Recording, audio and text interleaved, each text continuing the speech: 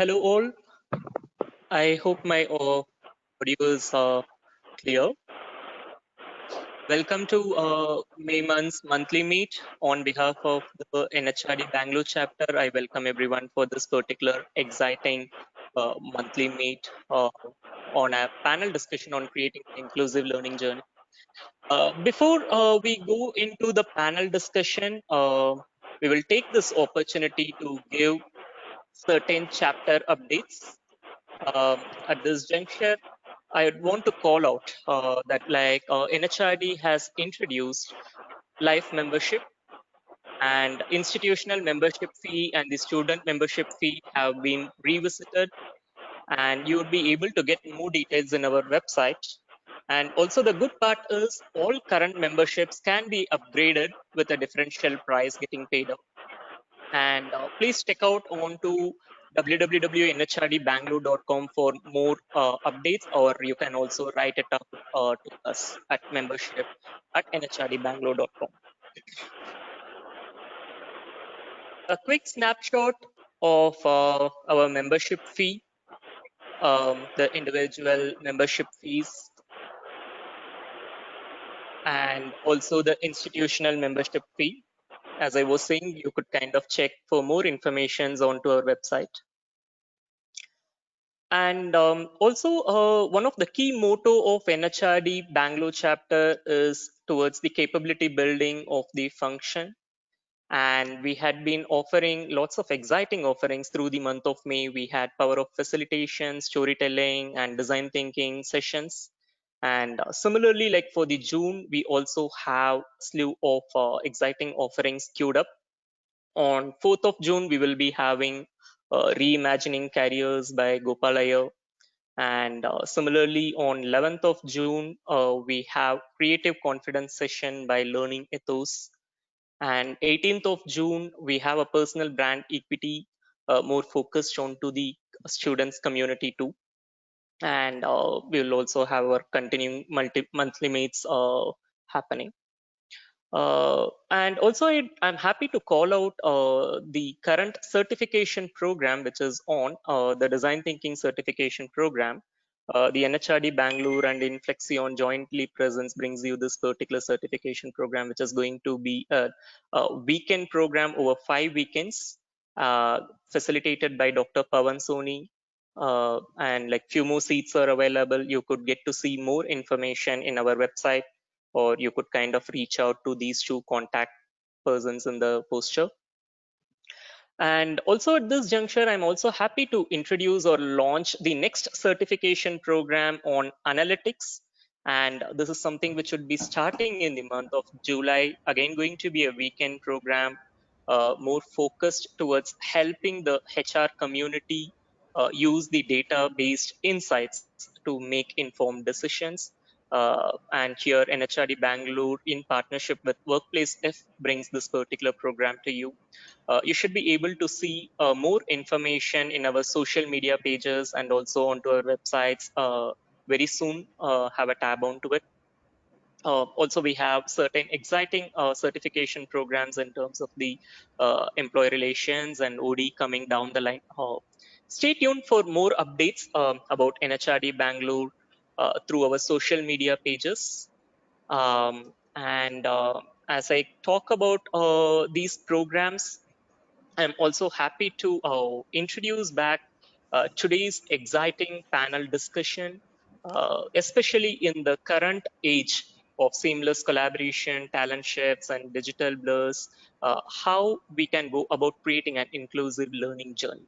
And we have an esteemed panel representing various industries here. And without much ado, I will pass it on to the panel for a quick round of introduction and taking it from here on.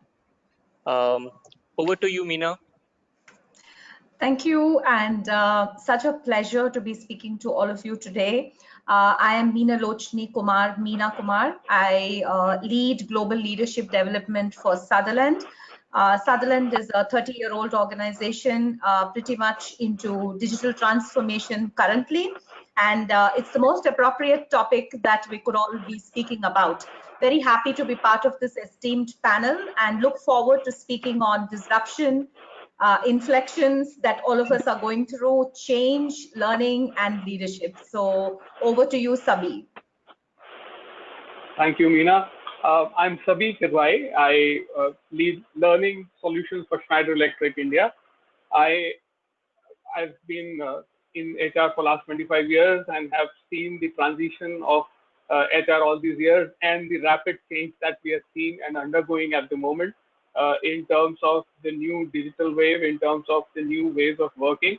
So it's an interesting conversation that how does this impact these changes, these transformations would impact learning and the way we learn as well as the way we facilitate and support learning in the organization. So we'll take the discussion forward and I'll pass it on to Preeti for her introduction.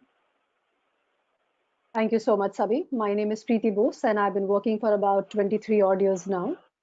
Started my career as a teacher and then went on to work in organizations like Tata Interactive, Hurix, etc., which were more e-learning organizations. We created a lot of business simulations back in 2002, 2003, and it seems like we're coming a full circle now.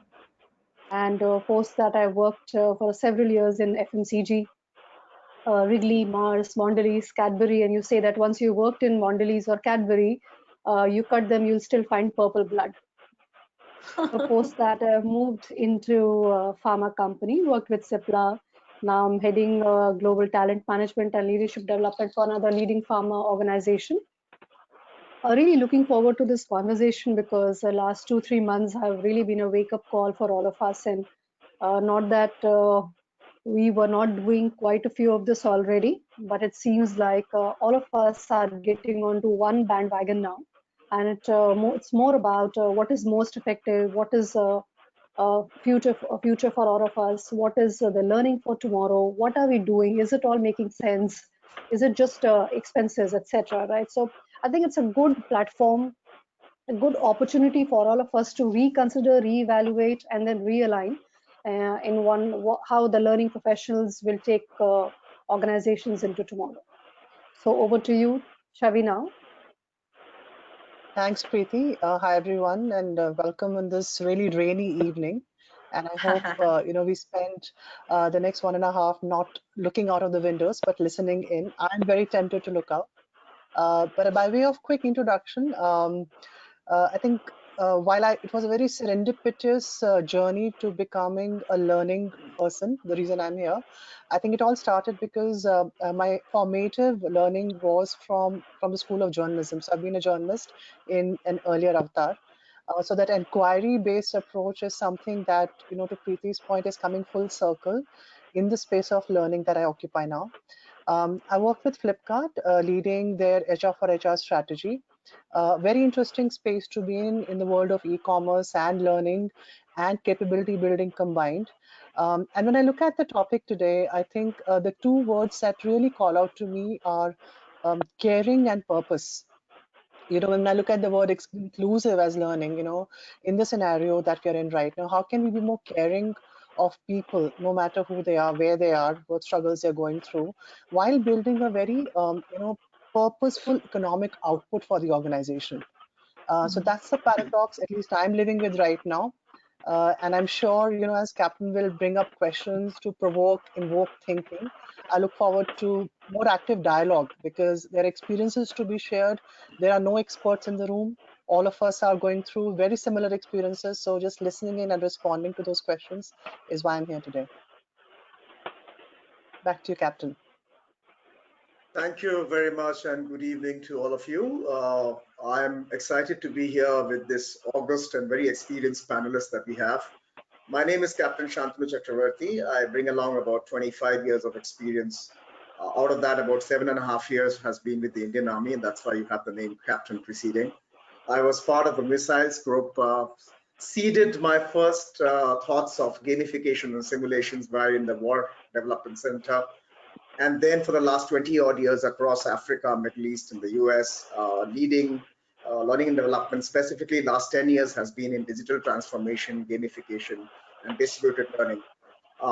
Psychologist by my academics. My last organization was Cargill. I was globally heading the digital strategy at Minneapolis. Before that, I've led teams in Cognizant and Wipro. I'm kind of very scared and inhibited by the panel here because they all come with cumulative experience that kind of puts everybody. I'm also cognizant of the fact that sometimes we have this overdose of webinars these days happening at every nook and cranny, but I'm very happy to see about 170 of you have actually joined. Do miss the Chancery chai and pakoda, and I do know that some of you will be missing that. So I leave it to you to get your own stuff. We are all virtual, and we will try to make it as interactive. I have had a very supportive crew in the panelists. We have been discussing to make it more immersive. It's not the sage on the stage that we know it all. It's kind of a mixed bag. So what we're going to do is we're going to spend about 80 odd minutes over the next 1.5 hours talking about this topic. And like I said, I'm going to be doing some question answer sessions, some moderations, and also try to include you in some polls if the tech works. Yeah. So as Mercy's Law would have it, you guys just missed some of the best TikTok videos that our panelists have made for you, which we had thought that we would share it, but unfortunately, last moment it didn't work out. But that's how the digital world is all about. And I think people are getting used to it. So I would start off my conversation, and this is a question that I'm going to be going round robin, starting with Meena on my extreme left on my panel. And this basically talks about the spectrum of this world. And when I say this world, I would echo what Preeti is saying. Some of the journey was already taken before this pandemic hit. So we were struggling with digital transformation, different kind of workforces, how are businesses rechanging themselves. And I think it accelerated to a point with this pandemic coming and probably mindsets coming in.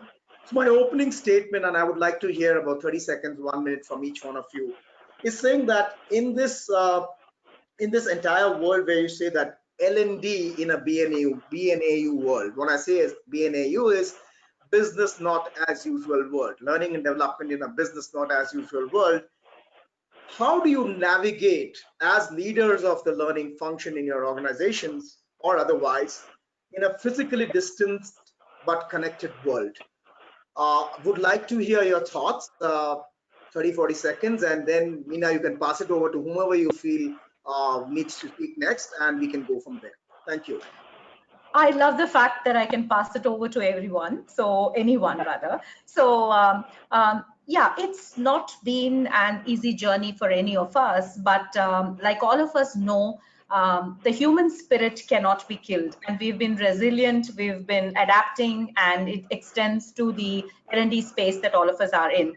I think two things really need to be focused on while leading learning and leadership in organizations. One is, how are we working towards the digital mindset, the culture that you need to build over time to make sure that things are becoming very adaptable. People are adapting to the shift that's happening. The second thing that I think we need to be focusing on is the cognizance that it's going to move away from autonomous to distributed, like Captain rightly said. So no longer is it that as L&D leaders, we will have a kitty of things to prescribe, but it has to be very empowered learning. The belonging of learning should get shifted. So it's a U-turn that we are making in terms of talent. It's a U-turn that we are making in terms of the way we are looking at learning. I think those two are my takes, and over to you, Sabi. Okay. Well, I think to start with, first thing first is that the realization and acceptance of the fact that this is the new reality and this is going to be the reality for times to come. So first, we must align to that and understand and accept that. And the second thing is that we will have to change our old school or our reference point. So the references that we use, the tools that we use, will have to change because the rest of the world is changing. The business environment is changing, the organizations are changing, and they're changing very rapidly. So I think an important element of it is going to be for us to look at it, what the Zen Buddhism called Shoshin. And that really means is that look at it with a beginner's mind. So our previous knowledge, our ways of doing things, the way we were addressing things will change, and we will only be able to pivot from here if we start with a beginner's mind, a clean slate. So I think that's the first thing that we will have to start doing as learning professionals, and for that matter, any professional in the current scenario. I pass it on to Preeti then. Thank you, Sabi. I think all of us have been experienced this and talking about this. So while it has very quickly brought in very, very sharp focus on what now, rather than having a year-long annual calendar plan that most organizations have, right? To say, so what are we doing this week, from one week to next week, and then the next and the next, right? So the focus is very much in the here and now. And very quickly at the back end, I see technology, the IT, the organization, the IT function ramping up very, very quickly. And I know of cases where overnight laptops have been arranged for the workforce, right? Where nobody thought it will be possible. And everybody said 2 months, 3 months, it takes as much time. And overnight it was done, right? So I think that agility has very sharply come into the focus, right? And I see a lot of people and why organizations are being agile in responding and trying to navigate through this. I see a lot of individuals and leaders who are out there and who really come to my attention and catch my attention is the leaders who have been very, very agile and self-directed, right? So people who know how to navigate through this chaos, people who themselves are trying to come up with solution rather than sitting at the back and say, oh, I don't know what's hit me. I think those individuals and those leaders, not only now, but even later on, would continue to shine. So that self-direction and agility for me has spoken very, very closely. Over to you, Chavi. Thank you. It's an interesting space to be talking last because there's such amazing stuff that you share. I'm just connecting the dots for us here. And what I'm hearing everybody say and going by my reflections over the last couple of months, I'm seeing a beautiful intersect of psychology, technology, and economics. Because I think all these three, I think almost, I mean, I can't call it a polarity because the three intersects are really defining the way we are looking at learning today. I think in the traditional era, it was psychology, moving to technology. But I think with a purpose, there is economic stress. Let's not take that cognition away. And it's going to be impacting the learning functions a little bit more acutely, even though we are being asked, to do more, and be more impactful, right? So I think in the learning space, to be inclusive and to my earlier point of being more caring and purposeful, understanding human behavior, being able to anticipate human behavior either to learning or engagement or performance is going to be more and more critical. And there will be no writing or research that will help you because research would have been done in the space like this. So people who are trained in the behavioral sciences will have to really think in terms of what are the social, personal intersects that speak to learning. From a technology perspective, is going to be another arm. I mean, I don't think even we should speak about the fact that technology is the only way even human connect is happening right now.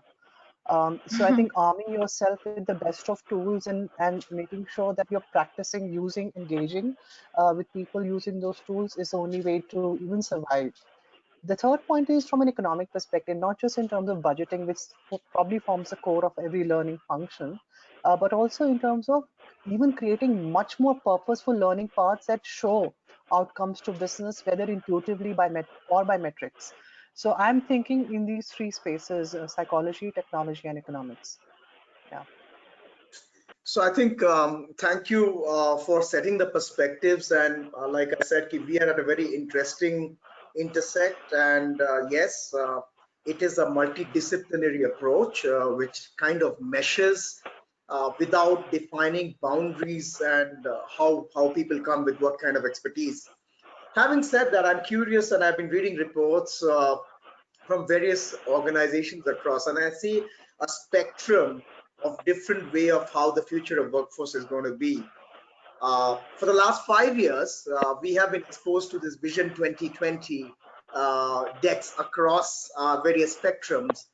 And I think there was just a blink of a third eye and everything changed for a toss. Having said, at one end of the spectrum, we hear companies like Twitter saying work from home for life. At the other end of the spectrum, closer home, we have Mr. Narayan Murthy saying that probably that is not the only way to go forward. Or recent as Satya Nadella says that there is going to be a blend. You cannot have everything in this kind of manner. So you do see different schools of thought with stellar leaders across of how this is going to be. And I call it the phase of an unknown unknown. We do not know what we do not know. So that's the phase of an unknown unknown. So having said that, my question, and this I would direct it to Preeti, that do you think the future of a learning and development professional is going to be more invisible but more potent?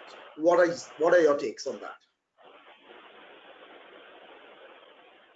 So, Captain, how I would see this is I don't see learning professionals completely vanishing for sure, right? Because the function is there. The function is there for a reason. And I don't think we need to, reinvent the business case all over again, right? The function is there. I think it's becoming far closer to the bone because there is no space for fat anymore, right? Everything is under the scanner. And I do believe that it is a fantastic opportunity for us as learning professionals to create that impact because everything is magnified right now. So, when you use the word potent, I completely understand that. And I also would like to underline that all over again, saying that it is an interesting interjection for learning professionals to first step back, relook at what they've been doing so far, right? And then visualize to say what will really create an impact in the business.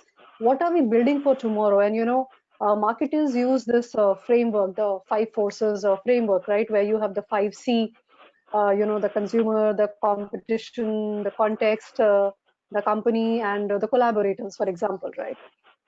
So I would also urge learning professionals like us to really look at these five paradigms and say, so what does it really mean for us?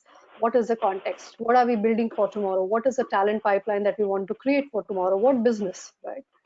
Who are the consumers, end consumers, or our people who are using our services? Who are the competitors? And something I would like to build on what Shavi said. So it is no longer a binary world of either doing internal or external, right? It has to be a mix of multiple things, multiple experiences, which seem seamless to our people within the organization, right? uh, Collaborators. We are working with people inside the organization, outside the organization, within India, outside of India, getting all those agencies, so to say, right, who not only do external programs for us, but also are thought leaders in the respective fields. So we are getting research papers, for example, and I can name Deloitte, for example, who's used this last 2 months as a fantastic opportunity to create multiple research papers, and they're just giving it out gratis pro bono to a lot of people, sharing it with them on leadership, organization of tomorrow, what are we looking at, etc., right? Sorry for the long answer, but I do feel that it's not an easy answer to give, and there's a lot of introspection quickly coming onto the front tomorrow. How do we go about it? Thank you, Preeti. I would like to take a segue from what she says and probably give it to Chavi. Chavi, do you think brand L&D is suffering? Mm, Difficult to give a single brushstroke to it. I'm inclined to say yes, because I think the speed at which the business responds to change, I'm very unsure that most L&D professionals have been able to, and belong to that community. And I'm saying this with equal ownership. That a lot of times we are responding rather than anticipating. So till such time, L&D professionals, I think above and beyond from an HR, leaving away the HR hat, put on, again, a cliche terminology to understand what is the business impact that they are working with. I think there is a lot of, how should I say, redundancy. It's a strong word to use amongst a lot of people in our community, because the erstwhile role of a learning delivery person is gone in most places, and it's increasingly will go away. And the function per se, to the best of my understanding, will integrate with other functions, either from an engagement standpoint, but more increasingly from a talent, to Preeti's point, talent strategy and talent management standpoint.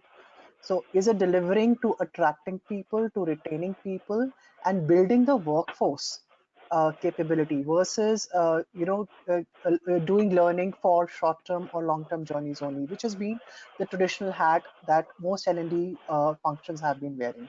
So business centricity, if it is not there, integration with talent strategy and talent management, if it is not there, will be difficult to survive.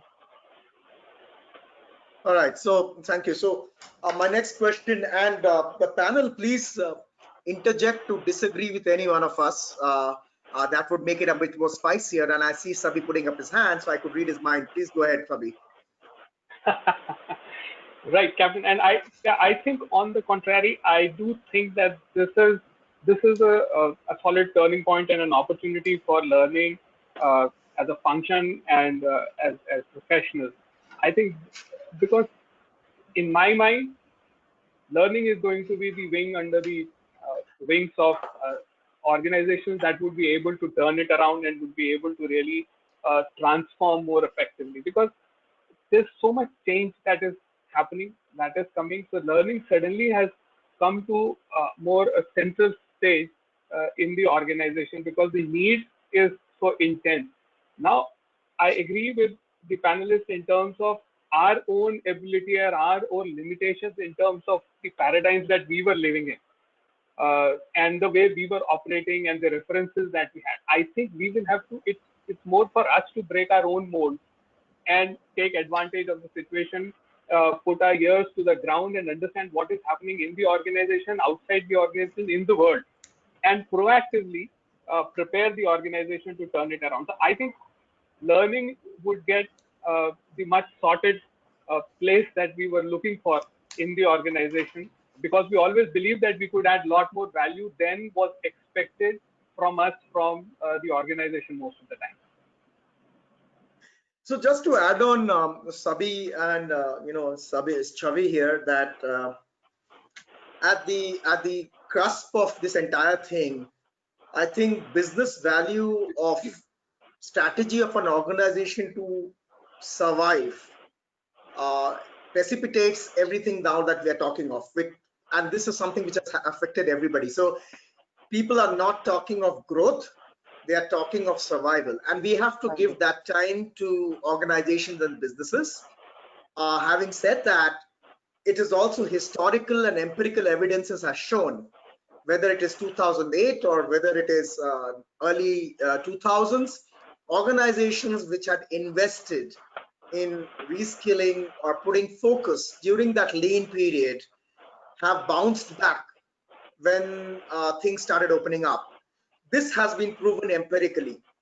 The difference probably is you had segmented industries which were kind of affected, or geotagged industries. I mean, South America got affected, or let's say US got affected. Globally per se, I don't think anybody other than the Y2K that was like a hovering skylark coming up ahead, which never materialized. People have gone through this, which is affecting everybody. So having said that, at the present moment, I kind of agree there may be some kind of a brand equity issue, but companies which is foresighted may stand to gain. And I would leave it to Preeti because she was raising her hands. Preeti, please butt in. Yeah.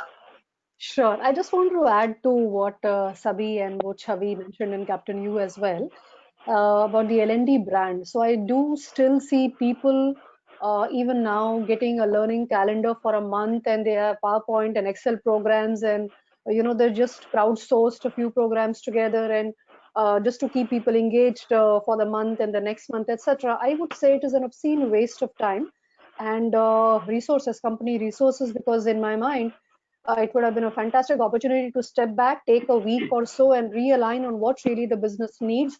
What are the skills? Is it digital? People being more digital savvy, people being far more agile, just people figuring out what is really important here and now, making learning bite sides, etc., rather than just going around business as usual. And I think that we really have to come out of it, because that's a really short term approach. And it really, sorry for the word of really, but I do feel that it does come and hit us where we don't want to hit us. Our brand takes a massive, massive hit there. I kind of echo, and yes, Meena. So I think I would kind of look at it from a slightly different lens. I think even as L&D professionals, we are going through the sense-making journey ourselves. If we were to, really look at Peter Senge's 5 aspects, we are also sense-making about what is hitting us much before we can actually equip or enable the workforce and the work to actually look in the right direction. So that is number one. The second aspect is how are we breaking our own mental models, like Sabi some time ago mentioned? Are we still stuck to the older versions of learning? Because today it is moving away from leaders and L&D professionals being actually in the shadow, right? We are dancing in the shadow currently. But the third most important thing that I'm seeing in terms of a shift in this space today is learners themselves wanting to learn. I don't know how many of you saw that. There were several of them who walked up and said, I want to learn how to manage change. I don't know what's hitting me, which was not there earlier. So I could see the shift from a push to a pull very naturally happening, very beautifully happening, and they did reach out to us. So I think we are playing the dancing in the shadow like a coach today to businesses, to our teams, and to the organization overall. That's my take. Captain, do I have your permission to build on what Meena said? Yeah. Please don't make me a regimented headmaster. The world is on.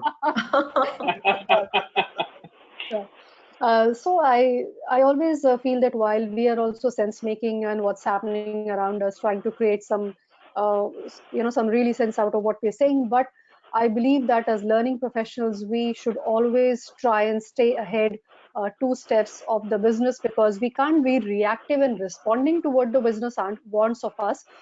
We should be guiding the business in what will help the business build capability for tomorrow and build talent for tomorrow. I can't be an order taker and say, I want these 5 programs for my people. I would always push back and say, so where is the need coming from? And that didn't go down with a lot of people's very well, because they would be saying, no, I know it. I can feel it in my gut. I'm like, you don't have to do a needs analysis that lasts 3 months, but even 10-minute conversation would help. And I do sense that we have to have that kind of a relationship with the business where we are moving ahead and also responding to the business, of course, yes, but we can't just be order takers of organizing programs. So let me just clarify that, Preeti. When I said sense making, obviously we are talking of sense making ahead of the curve. And that's where we are wanted. If you really look at it, we are wanted because all along we told them, you have to learn to manage change. You have to learn to be agile. And they woke up now. That's what I mean. So we already made sense in a way. And, we have people coming back to us now. I like what you said, Meena, about I think sense making, and also I think the phraseology used was playing in the shadows. I would probably say come out of the shadows. Uh, and I'll share one anecdote here with you. And it's just been a few months in this current organization. I'm currently not in the learning space actively, so I have a learning partner who works with me. So I want to present another perspective because I'm sitting in another seat right now. And a beautiful conversation I've had, with her over the last couple of weeks, wherein she has been working in terms of training calendars and everything. And we shifted it over the last, 3-4 weeks of understanding where we want to take the organization. And I said, all we need to do is sit in the business meetings. That's all we need to do right now and play an activator role. Let's ask questions that nobody is asking. Let's pose our own hypothesis and let's meaning make with the business. Once we do that, I think those programs, those interventions, whether it's behavioral or technology, whatever it is, will emerge. So I think, I mean, going back to what I earlier said, being caring, being empathetic to where business is going, and being purposefully activating conversations that lead to learning experiences that add economic value to the organization. Absolutely. Great. So I think before we go on, I do not know, Arun, whether I am in the right window, but are there people chatting? Because when I started my journey in learning and development, my then boss said there can be two kind of all clears other than the shampoo. The first all clear is that everything is all clears, nobody has a question. Second all clear is it went above my head, so I don't have any questions. So I do not know which kind of all clear is this. So I would urge the audiences to key in their chats, any kind of questions, and we'll be interjecting as and when we come to it. So I have a very provocative question, and this is for Chavi. Okay, and this provocative question is that I have been part of organizations where learning and development has been under an umbrella of a CHRO and under an umbrella of a business COO, CEO kind of direct reporting. Since you handle now in your present role or HR or otherwise as well, you just take your experience.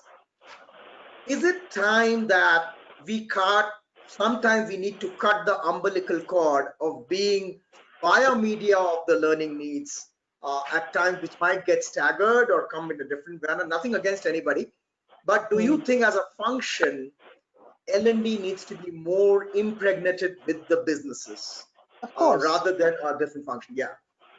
Of course, it's not provocative. I think it's very common sense to my mind, very simplistic to my sense.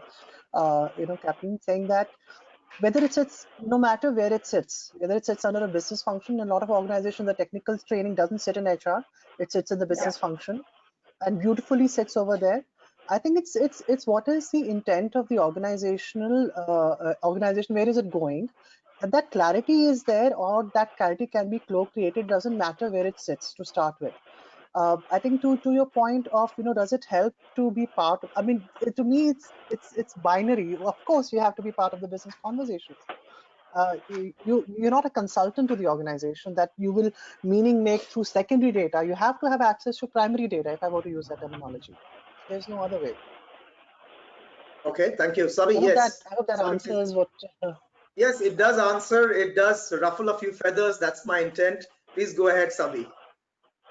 Now, I think in conjunction with what Chavi is saying is the fact that that's where it is going. So the organizations are going there in the sense that it does not matter who's there sitting in the hierarchies of the organization. What matters is that, do you understand business?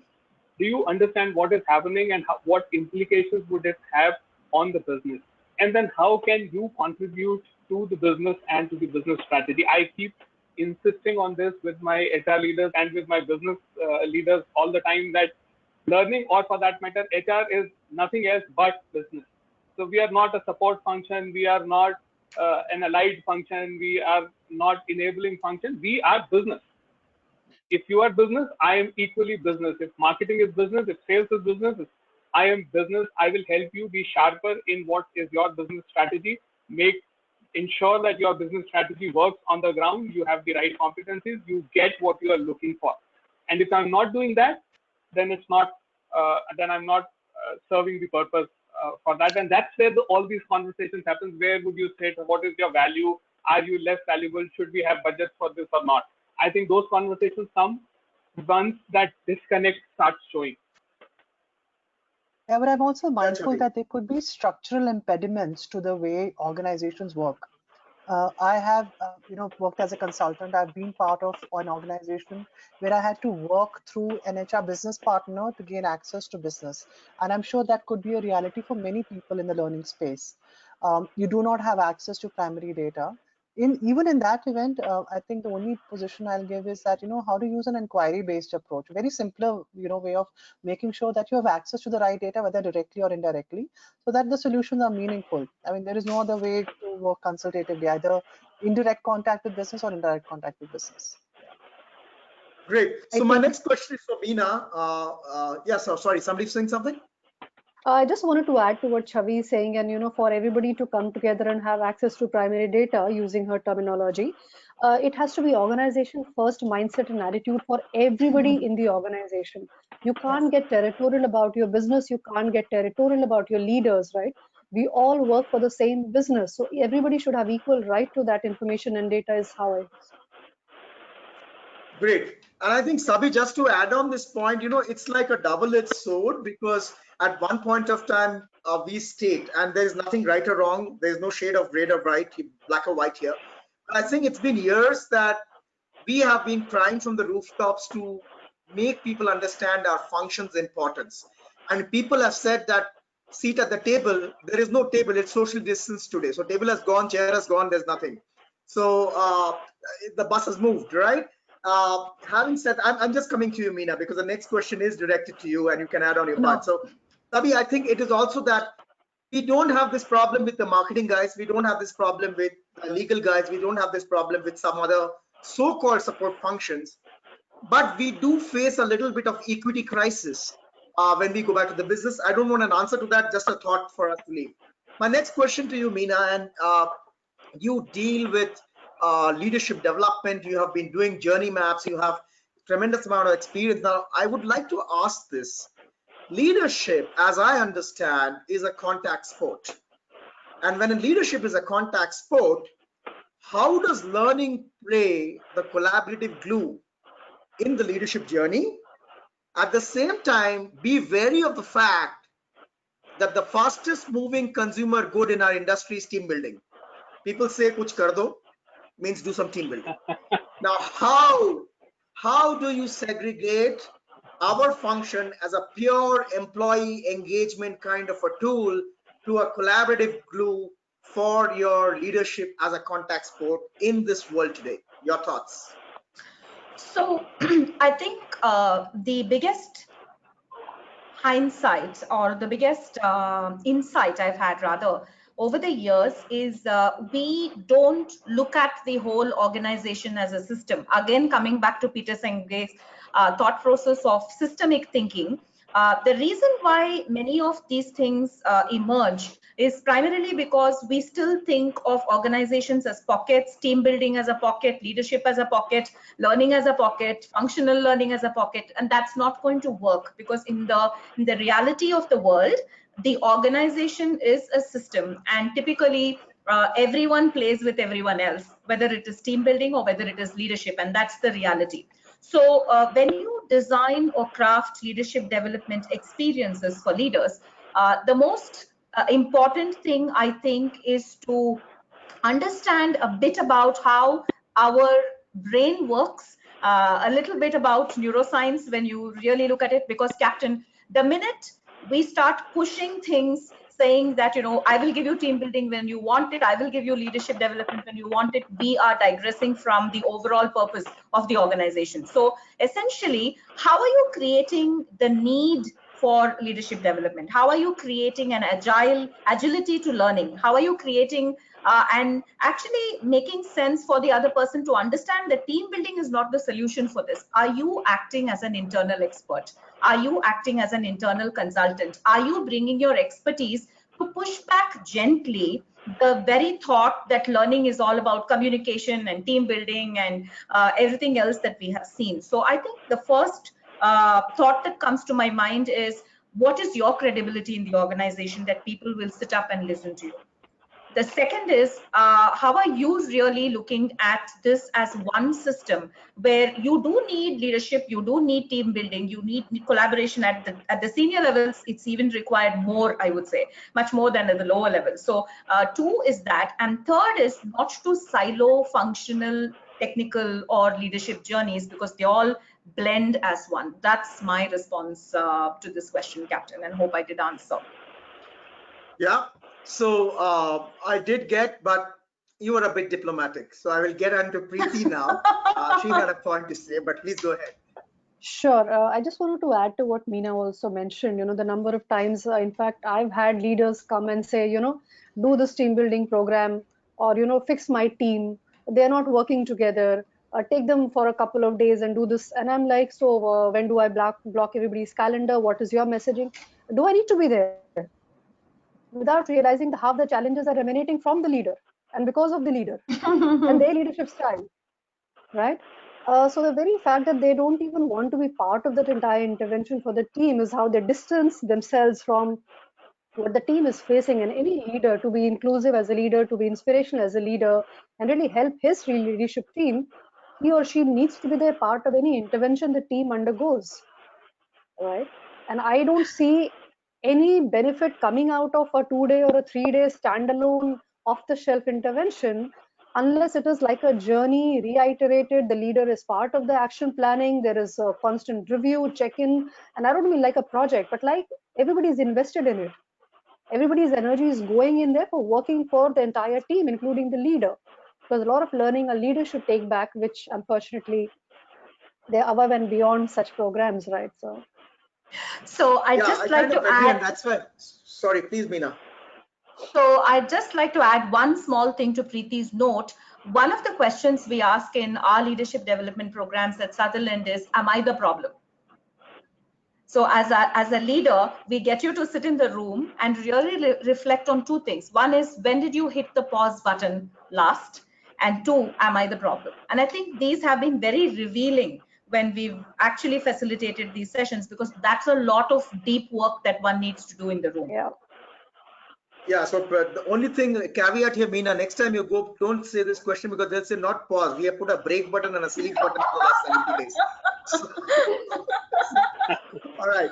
So I would be wanting to change a little bit of format. I want to hear some stories. And the stories is this: 25th of March, the first lockdown 1.0 was announced. I would like to ask you all in a round robin fashion, starting with Chavi, as a learning and development head leader, what was going on in your mind? 30 seconds. Do I know technology enough to survive, to engage, to be impactful? That was going on in my mind. Okay, Preeti? I think my immediate concern was getting out of the town safely, back to my family. They're not in Mumbai. And the second one was I need to complete my talent review, the process, because my timelines would get impacted. The third was what's going to happen next. That ambiguity. Yeah. Great for being honest about the reptilian amygdala brain hitting into the survival instinct. Goes without saying. Yes, Sabi.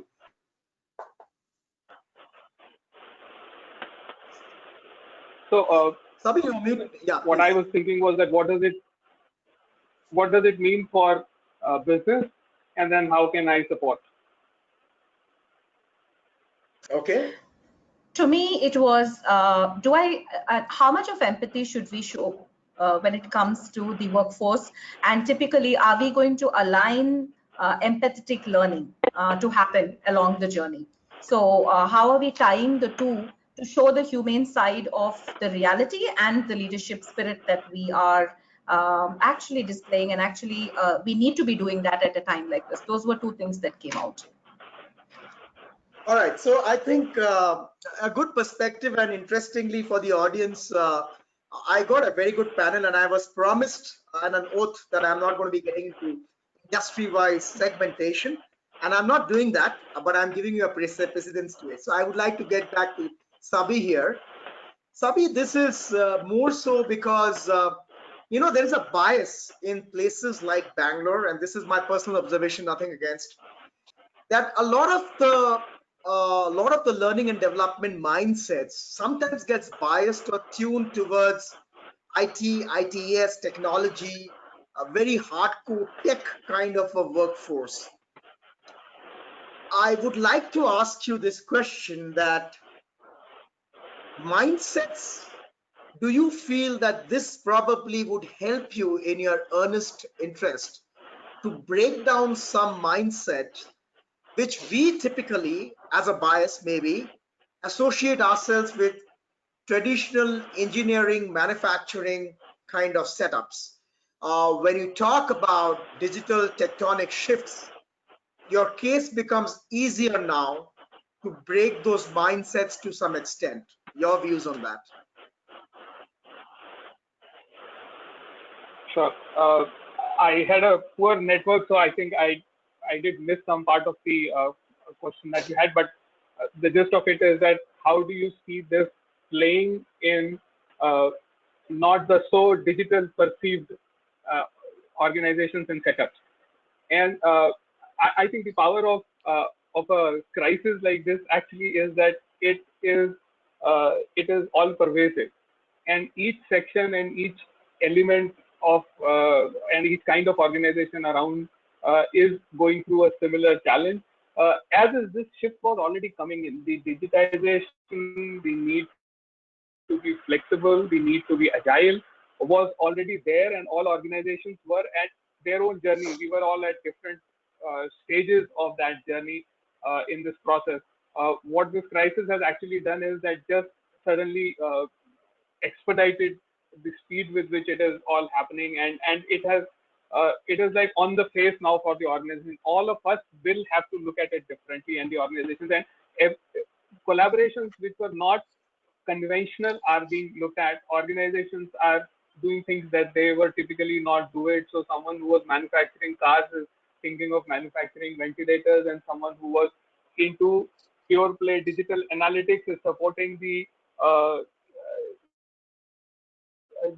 research organization who are working on the medical science. So I think the like what we started the conversation with, the boundaries are blurring.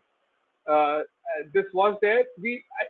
Not to say that this would everyone would move with the same pace. I think we will all still continue to be in our own places, and we will move with our own speed.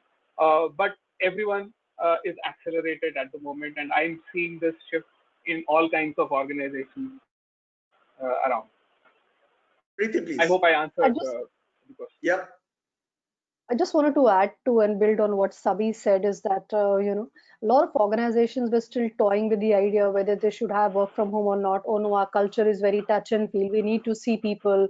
We cannot function like that. And I'm absolutely amazed and pleasantly so with the mindset that, it is possible for people to work from home, stay productive. It is possible to trust your team members to deliver on their jobs and KRAs, even when you don't see them face to face, right? So it's been a very pleasant revelation, and I'm really glad at how a lot of companies have actually accepted it. So something that would have taken 5 years, maybe these 2 months have made that possible. And the mindset shift is the biggest one, the biggest revelation for me. More than the technology and people collaborating seamlessly, etc. It's that shift in mindset, actually.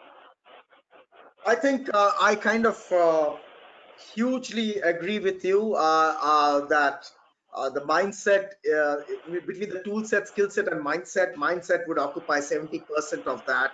It would have been an easier sale today to push something which probably we have been struggling. And sometimes change versus transformation, that kind of a dialogue and debate, overnight somebody else had the plate. So I'm going to be taking a different approach now, in the sense that we would like to introduce the audience into this. We have spoken for about half an hour, and I would request Arun, my friend in crime, to initiate uh, the poll number 3 for the audience. And the poll is that, do you feel as learning and development professionals, we ourselves are sometimes shy to adopt digital mindsets? So the poll is open, and you have to just give an agree and disagree. We keep it open for about 45 seconds or so, and then let's look at the results. Please go ahead.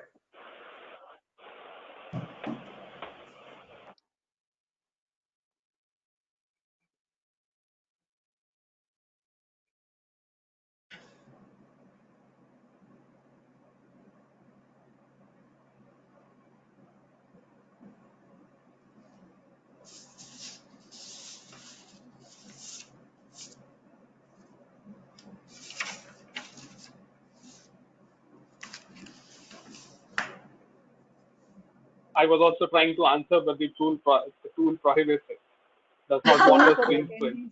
attendees.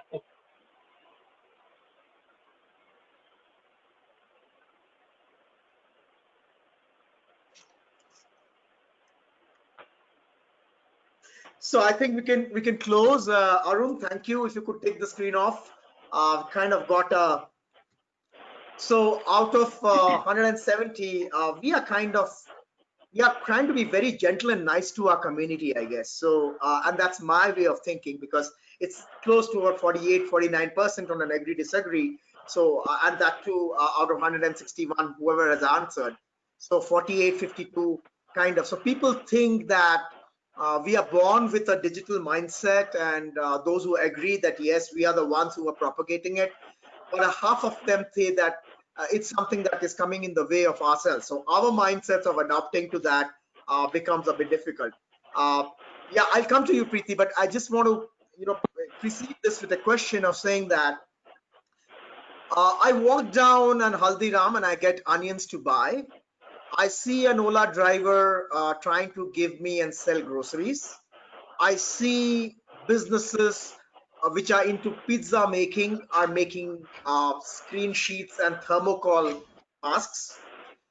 Last month or so, some reports say traditional businesses have actually generated probably 30 to 35% of their revenues, or whatever little they have done, through support ancillary businesses which never figured in any of their strategy decks. That is a revenue stream which is repurposing the business, repurposing the talent, repurposing the job of an L&D head, because what you thought as capabilities and skills to build may completely be redefining itself because the business is purging. Under those circumstances, how much of it do you think would be difficult for you to make a guess of what is the skills needed for tomorrow? And somebody asked the question, what is going to be post-COVID? I don't know whether it's going to be some time for post-COVID. It is going to be living with COVID. But I would like to ask this question, and I leave it open to anybody. Preeti, since you had raised your hand, I'll throw it up to you. How much of it as a L&D head do you think you would have to reskill yourself and probably use curated platforms and knowledge to see what is exactly needed for your industry? I'll piggyback on the initial comment that you'd made on the digital technology piece, Captain. And I think because I'm hazarding a guess here, and ladies, please don't kill me, but we none of us are digital natives, right? And we've also been struggling, and over the years, we've also learned to stay ahead and find our way in the jungle. But a lot of our audience, in fact, a big chunk of our audience are digital natives, right? And our learning, unfortunately, all the time has not been in response to what they want from us. Yeah. That's the one piece on digital piece. The second word I would like to say that, see, all of us are again trying to make sense of what tomorrow looks like. But I would, this is something that I've been doing through my life and my career, and is something, what next, or what else can I do, right? And I ask these questions to myself very, very often. So I've done this, what more? Not that I get impatient with what I'm doing, but for me, this innate curiosity, I feel that need to do something different, more challenging, a risk that I've never taken, etc. Yeah. So I personally feel that people who keep pushing the envelope, right? People who are far more change agile, people who take risks as a matter of fact, and people who are much more liable and pliant to taking risks, for example. People who understand what their purpose is, people who keep reevaluating their strengths and know where they can play and what are the areas they can pull them back. So this agility in the mind, the mental agility, the change agility, all of that together is something that will hold us in good stead. And people who are doing that, kudos. People who are not, a suggestion to say, why don't we reevaluate what we've been doing so far, and if what else, what more? Because something that I spoke last week or something in one of the sessions is, what are the adjacencies that we can look in our careers, right? What are the skills or capabilities that can build in? We've been niche domain experts or residents for so long, 20 odd years. What else can we do? If I'm doing learning leadership development now, can I move into technical leadership? Can I move into this? Can I do something else? Can I move into technical writing? I'm just throwing ideas here, but it is important for us to explore what else, what next. So that's for me, Captain. Okay, I had great. something. Yes, Chavi, please go ahead. I think I'll quickly say one thing. I think interesting point around being digital native or not. And I think if you have to walk the talk about being agile in learning, it starts with us. But an anecdotal reference here is there is no age to learn or relearn. My mom is Yeah. 70 years old. Yeah. She's staying here with me. She got stuck here as she was visiting me, and she takes classes, chemistry classes, and within a span of one day, she knew how to operate Zoom on her mobile phone, and she's teaching through her phone to 5 students every 2 days, every second day. So I think let's take the fear away from technology. I think I'm sensing a lot of fear in our conversations that we don't know. Of course, we don't know, right? Because we never had got tested on it. But also in finding out there are things that we can learn, should learn, but also finding the right partners, right? It's not, you can't rewire your brain. Be kind to yourself. You can't rewire your brain suddenly overnight. figure out what your strengths are in terms of content, in terms of influencing, in terms of relationship, in terms of business advocacy, and figure out the right technology partner to work with. Right? I mean, don't kill yourself in saying, okay, suddenly I'm going to be digitally savvy overnight. Be aware of what technology to use. You don't have to know all platforms, how they work, but figure out which is the right way for you to engage. Find the right partner. Learn with somebody. And be a little kind to yourself also. You're not going to pick up things overnight.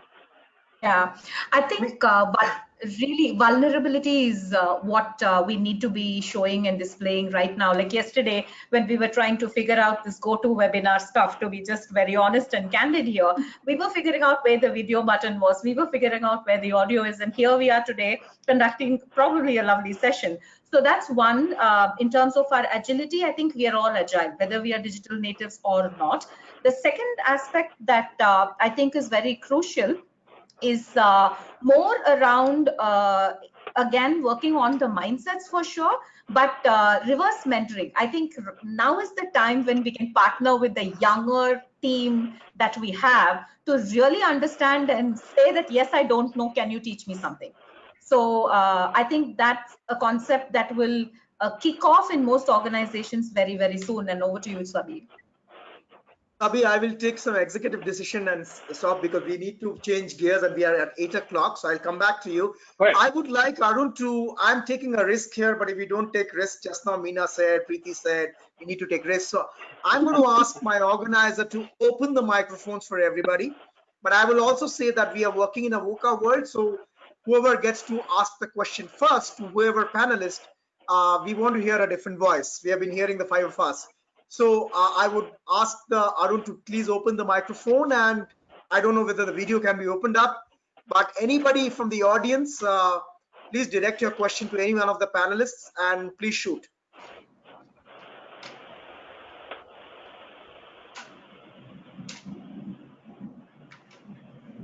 Yeah, that's how we take risks with an army person moderating it. Shoot. Good one. Arun, can you confirm whether it's been opened out? Because I would like to understand. I thought I heard some thunder. Yes, Avinash is just opening it. Just yeah. So I can see some recognizable names in the attendees, but then they will say that I was biased towards them. So I'm not going to pinpoint anybody. It's left to the open crowd to ask anything to anybody here.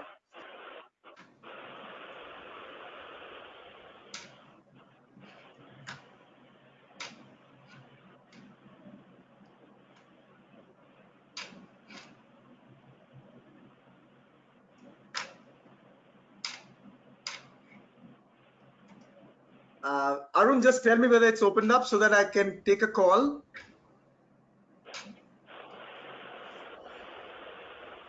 I see a raised hand from Chetna Tilak. Captain, you want to maybe see if there's a question Chetna, there? yeah, thank you, Chavi. So Chetna, let us hear your voice. Yeah, this is Chetna Tilak. Can you hear me? Yes. Yes, loud and clear, ma'am. Okay, sure. So I have a question. So I just want to check with you. I mean, especially for large organizations where the team size is very big, so the trainer programs working for you, and how effective it has been for you. Is this question directed to somebody in the panel, Chetna, or it's open to? No, anybody can take it. Anybody can take it.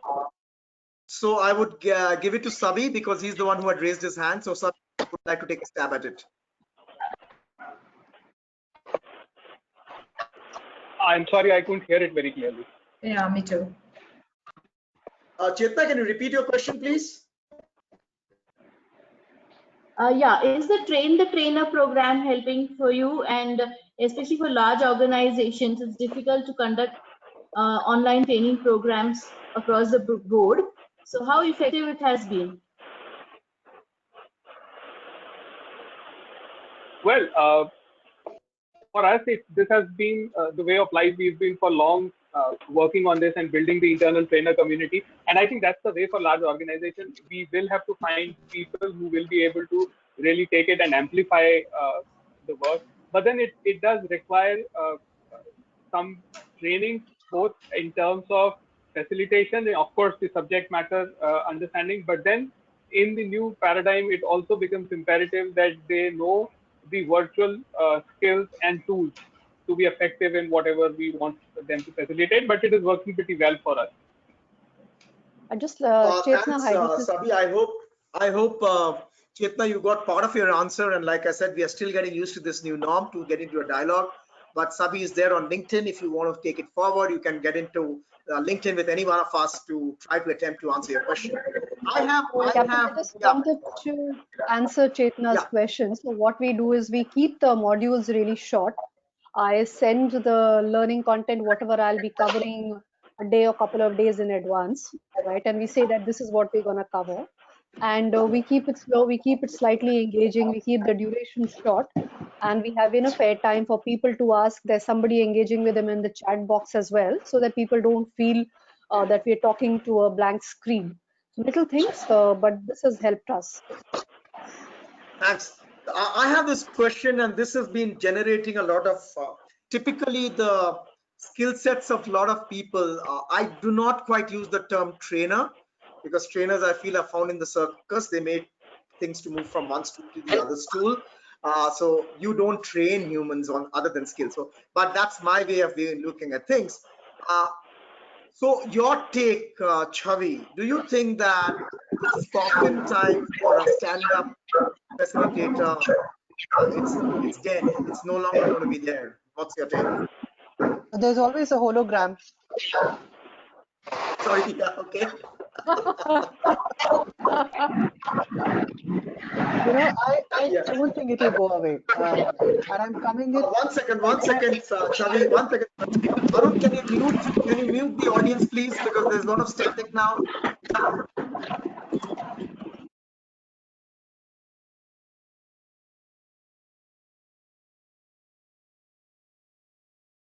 Yeah. So if I've heard in terms of you're talking about the boots on the floor kind of the person actually training, facilitating a conversation in person. Is that what you were referring to, Captain? Can't hear you. You're muted. Yeah, I said Yeah. the boots on the ground facilitators, the stand-up facilitators, the coaches, the people who were typically there. What is your views on their future? Because I'm sure there would be a lot of people Very bright in the future. audience today. In the audience Very... today. So guys, you know to contact those who have this very invisible kind of a roadmap. Chavi is right there. Very bright future. Two more points, Chavi, from you on that. Why do you think so? I think because I think people are more alone than ever. I think people are more isolated than ever. And I think I was speaking, I think one of our earlier conversations, that just the fact that you're interacting through a laptop and a screen is going to get to us at some point of time. Either technology will allow us to teleport and hang over and I don't know what, but I think either there'll be a technology solution somewhere. I'm not a predictor of technology, not in the best of places to predict, but I think there will be a solution that will allow people. For example, I do a lot of pro bono coaching, and actually the requests have increased over the last 2 months multifold. Because there are stressors, economic or behavioral or at home otherwise, that require an in-person hand-holding and caring. So when I spoke to my first point, there has to be a purpose to it, but then also the caring part of facilitation, I'm calling facilitation and not training purposefully, is not going to go away. The modules will become shorter, but our people are craving for human connect, even if it is virtual. Great. So I'm going to be, so we just have 20 minutes and I'm going to be asking a few questions which I had asterisked as question that I need to ask. The question here is, again, it's open to anybody, but either Preeti or Meena can chip in if you feel that you can do that. So it's a very meshed world in the sense that interestingly, the businesses are competing businesses are collaborating together to get the share of the market. So you would have the aviation industry, SpiceJet collaborating with an Indigo, collaborating with a Vistara for ground logistics, a mobile telephony collaborating in mobile telephony groundworks. And you have these competing, they are competing at one level. A Samsung competes with an Apple, but they collaborate on some embedded systems. This is my personal opinion. L&D as a community has been very turf oriented of trying to say this content is my content and nobody else's. 70 to 80% of generic courses in the leadership behavioral space, people can learn through outside enterprise learning systems. They learn through TEDs, they learn through talks, they learn through speaking to Preeti, they learn through all those means. But we've kind of put boundaries that this is specifically made for X, this is specifically made for B. Do you think this is the beginning of a talent brokerage and a talent hallows world? If I can buy a packet of biscuits from 3 e-commerce or 4 e-commerce sites, Geo coming in the latest entrance in Bangalore last week, why can't I use a facilitator who's a SME who comes to Schneider and Flipkart uses the services of this person in a talent marketplace in learning and development? I would like to have anybody who can give some thoughts on that. Be very brief because we are short of time, but please go ahead. Meena, you would like to take a stab at it? Yeah, go ahead.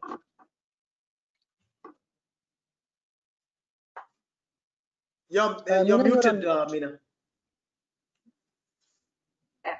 Okay, so I think if we have to step back, the whole competitive stuff, the competition that exists all along, and it's slowly dissolving in a way, especially in the L&D space, is because we've started thinking selfless. And I think we all realize we are human beings only when a crisis hits us.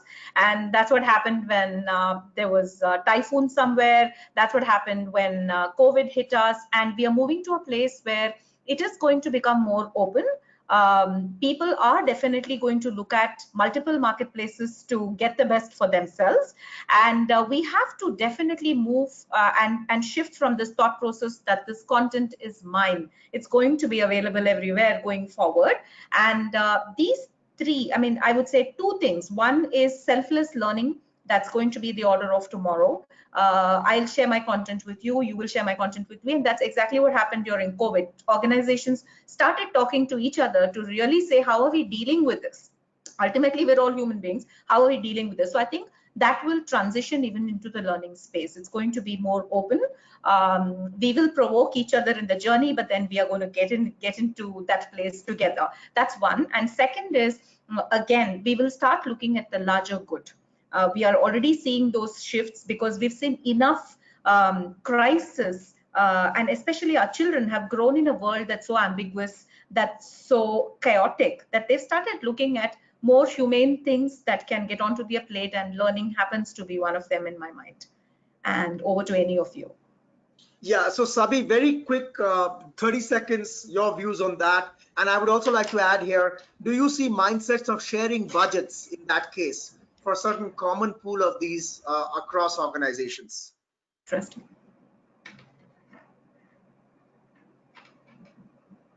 Sabi, you're on mute as well. You'll have to unmute yourself.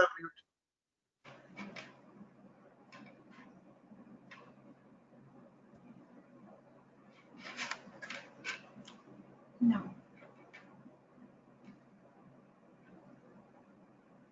I think he's saying, I think let's continue. Yeah, Preeti, please go ahead.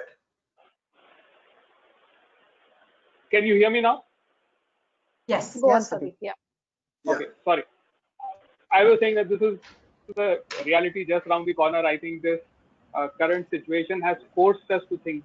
There were conversations like this that I have been party to in the recent past, when we were discussing that how could we collaborate with other organizations, partner with them to really ensure that all of us get benefited, and not just the cost and the facility, but also some cross learning that happens, and it would really enrich the whole experience for the participants. But that was very slow. I think this current situation is really precipitating and catalyzing this. So we are soon to see a lot more of this happening. Great. Preeti, I'd very like briefly, to yes. Sure, I'd like to wear my writer's hat and say that the only original story is the Adam and Eve story. Okay, every story after that is either a rehash or a reimagination or a repurposing, whatever, right? So people who hoard content thinking this is what I have done and nobody else can have access to it, or only I can do this. I'm sorry, my friends, you're highly mistaken, right? Some form and manner is already out there. Chavi? So I mean, I'll echo what Preeti is saying. It has already happened before. I think the crisis will only push us to do more because of scarcity. I know of many case studies where 2 or 3 organizations have come together to have a talent sharing platform, and learning journeys at a very top leadership level. I participated in some of them, and this is 8, 9 years back. I think some of those organizations were very, I think, forward looking at that point of time. So there are lessons to learn from things that already been done and experimented with. So it's nothing new to create. I think if you can dig a little deep, there are multiple such stories where collaborative learning, collaborative budget sharing, collaborative investment in talent, either from an advisory mode or even from a secondment mode. I work with companies like ITC. I can shamelessly share the name here. Where secondments were the norm. Talent Yeah. sharing was the norm in sister organizations, and I've seen it in the 8, 9 years with other companies where, in the traditional setup, manufacturing setup. To your question earlier, Captain, learning in the ITS world is actually a much newer phenomena, and digital has probably amplified the visibility of it more, right? But pure, very deep skill, behavioral mindset, reflective learning has been a beautiful norm in manufacturing and so-called old age organizations for a much longer time. So there are lessons to learn from there as well. I kind of second you because 2006 and 7, I will have to skip this up, Preeti, because we are running a little bit short of time. But I echo Priya Chavi because 2006 and 7, I was part of 2 such initiatives at a global level and a strategic level. Only caveat there is our business leads and the CHROs felt that we should collaborate with non-poaching industries Correct. because a Chavi would be poached and a Preeti would be poached. I don't quite agree to that. If you have to be poached, you'll be poached, no matter what. Okay, so there's enough and more mechanisms to do that. I Yep. would like, before I get into the last segment of this, I would like to ask very brief 10-15 seconds of your inputs. There are a lot of students and people who are probably doing MBA HR trying to get into this, and one question that comes is, why do you want to come into learning and development? I love people. I want to be with people. I want to engage with people. uh, Nothing wrong against it, but there are a lot of students generally I've seen in NHRD, a lot of people, wannabes, who look up to people like us who have spent and dipped their hands here. So I'll start with Meena. 10 seconds. What is your message to a wannabe person who wants to get into this L&D field, but suddenly is like Alice in Wonderland at a crossroad, doesn't know what to do? What would be your message as a practitioner? So I must admit that my background is from science. So I did my master's in science and I moved into HR. So I would say welcome. It's always open, but be sure that you are doubly working in terms of your learning to get there fast. So it's not closed. Stay with your dream if you really like it, but work very hard to get to the place that you want. Abhi. My only recommendation over and above what Veena said is that uh, it's no longer about just the subject. So future is very bright. Learning is going to be central, and HR is going to be central to the business strategy and the organization strategy. So there's a lot that you can do and contribute to the organization, but you must work on yourself. Make sure that you understand the larger context. What is happening in the world, what is happening in the industry, what is happening in the subject of your interest and in learning. If you are able to connect these dots, you are very, very valuable. We are all looking for people like that desperately. Yes, Preeti. I'd just like to say that irrespective of background that you come from, if you really want to help people learn and grow and develop, learning and development or learning is it gives you on a platter at that opportunity. But a caveat there, that anybody can do this irrespective of being in the learning function or not. You can be a manager, a peer, and still help other people grow and learn and develop, right? So if that is your purpose, if that's your passion, welcome. I'll Chavi. probably, I think, answer with a little provocative response, Captain, is loving people and being in HR is almost counterintuitive. Um, because if you really love people, you cannot be objective. And for us to play the role of, to Reena's earlier point, playing in the shadows or being an activator or a coach, a little distance is merited. and not get clouded by while empathy is important, caring is important, all that is required as a mindset, but a little distance and not getting blown away by just the love of people is not a threshold requirement to be in HR. There are many, many other things that are required. Data, analytics, I would say, would be the strongest thing. Technology would be the strongest thing. Understanding business, understanding behavior would be the strongest things. Love for people is awesome, but that's not a requirement to be in HR. So I think I will summarize this, and I think each one of you is valid, and my own point to anyone who's there trying to come into the learning and development field. Uh, Fortunately, you can probably buy an aircraft off the shelf. You cannot buy a pilot off the shelf, and that's exactly what my analogy has been. Learning and development doesn't need to say, like Preeti said, that you have to be specialized in that. A person who repairs and can fix your flat tire can also be teaching you, learning how to change a flat tire. So it can work both ways. But one thing which I feel has worked for me is that you need to first ask yourself, how do you make yourself redundant? That's a kind of a very sketchy question, but if you don't ask yourself, you're not going to be current.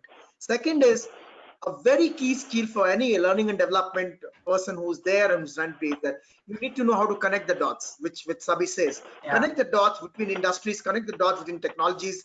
If something is working on a Flipkart page, because we've got Chavi here, if something good as a UI UX is working on their app, I immediately try to see how does it work for my LMS, or how does it work for my digital initiative. So trying to connect those spaces. So we come to the end of the segment, and I think it's been a very fruitful discussion. Unfortunately, the crowd was many and we could not have a lot of questions coming in.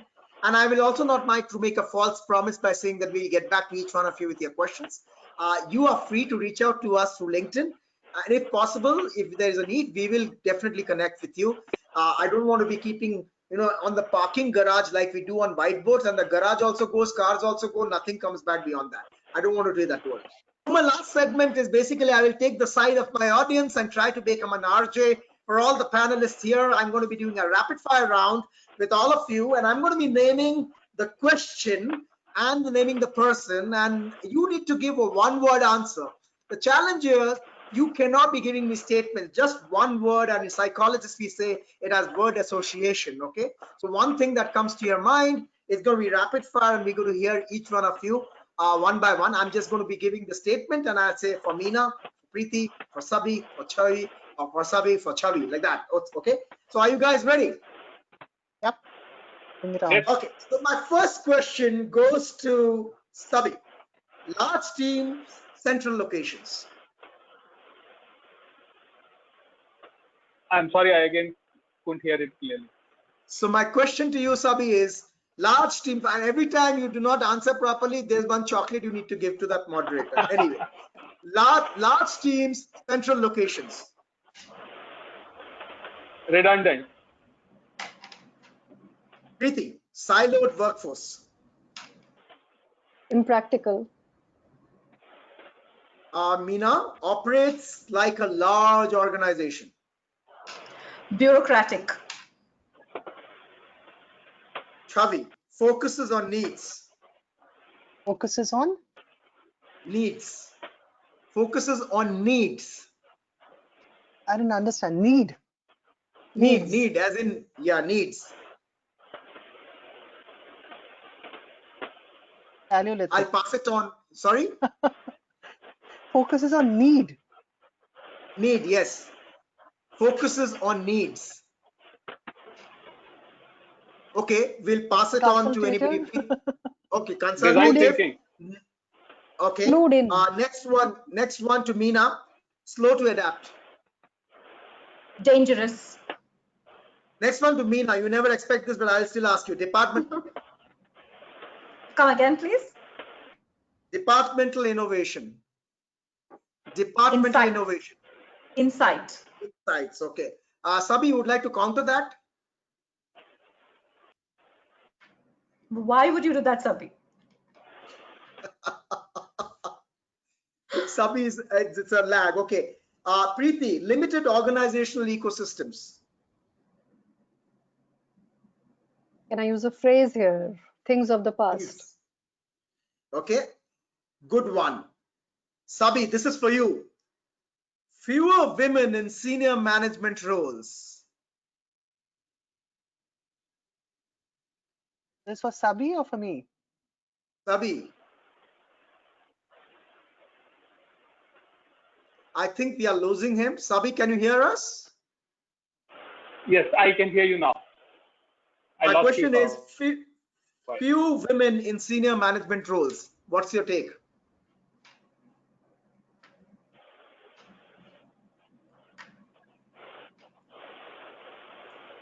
Chavi, you can go ahead. Chavi, you can go ahead with the same question. Fewer women in senior management roles. Collapse. Collapse. Very good. Okay. Preeti, hierarchical. Patriarchal. Patriarchal. Meena, marketing and messaging. Brand. Need of the hour. Chavi, need of the hour. Chavi, L&D is dead. Long live L&D. I'm into that. Sorry? I'm into that. I'm in. Okay, I'm into that. Okay. Sabi, lifetime company loyalty.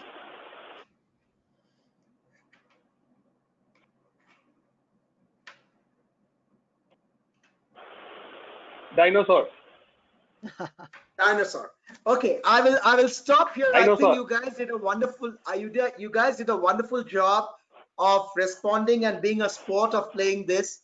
You could have made it a little more interesting with it opening it up to the crowd as well, but that's going to be mayhem. So we are at the top of the hour of about 20-30 hours, 2027, and I would like to, on behalf of the entire panelists, on behalf of NHRD, I would like to thank every one of you, all the 170 odd people being a part of this. I know this is a different medium, and I hope that you have got some insights about the entire function of learning and development. A lot of it being spoken, a lot of it may not be holding value. We are not experts here. We are practitioners, and we are going through the same role that most of you are. But I would like to thank all of you, my panelists, as well as the the audience, and a huge round of applause to the backend people like Arun and Avinash, Mitch, Durrani, Pati, the Bangalore team president, NHRD, and all of them to actually support this and bringing us on board and interacting with all of you. So with this, I will hand it over to Arun for him to take it over from here and probably close it as we go along. Thank you very much. Thanks a lot, Captain. And it was an engaging session. And before we close the session, there is a small survey. If the participants can stay back and just answer your or give your insights, that would be better off. There is a chat. The survey is there in the chat. You could just go to menti.com and type in the code. Or like I'm also launching a poll over here. Could be giving your insights on either of these platforms. As you share in your insights, once again, thanks a lot for all of you to be here, and like we will look forward to have you in the next monthly meet. And thanks a lot to the panel too for this enriching conversation. Thank you, everyone. Thank you so much, everybody. It's been a Thank you. pleasure. Thank you. Thank you This was all. fun. This was fun. Thank you so much. Yes, great fun. Thank you.